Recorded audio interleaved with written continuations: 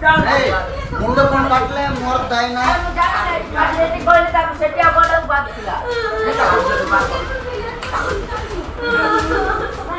चलो मैंने हम कोते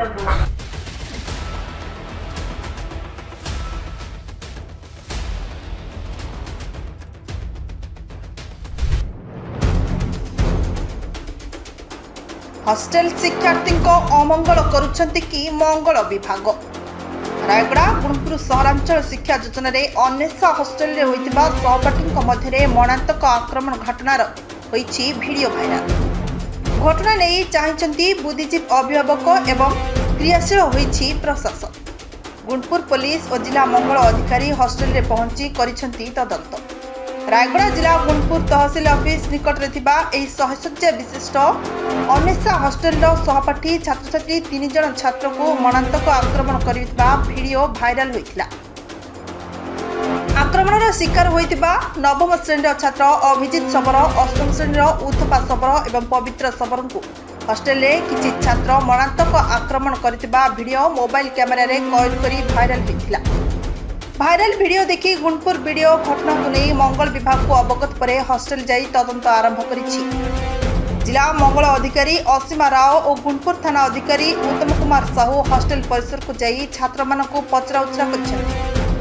आहत छात्र मानक बुझाई परिवार कर्तृपक्ष को हस्तांतर करथिबा बेले हॉस्टेल परिचालन को दायी करछंती आहत छात्री परिवार दिन अभिभावक समूह हॉस्टेल मुख्य फाटक सम्मुखें होहल्ला करी विशृंखला करुथिबा छात्र को हॉस्टेल बाहर करने को दाबी करथिले। ए संपर्क में जिला मंगल अधिकारी तदंत करी आक्रमणकारी छात्र छात्री विषय जिलापाल को अवगत पर उपरिस्थ अधिकारी निष्पत्ति प्रकार कार्यानुष्ठान नियाजिबो बोली प्रतिक्रिया रखिछंती जिला मंगल अधिकारी असीमा राव।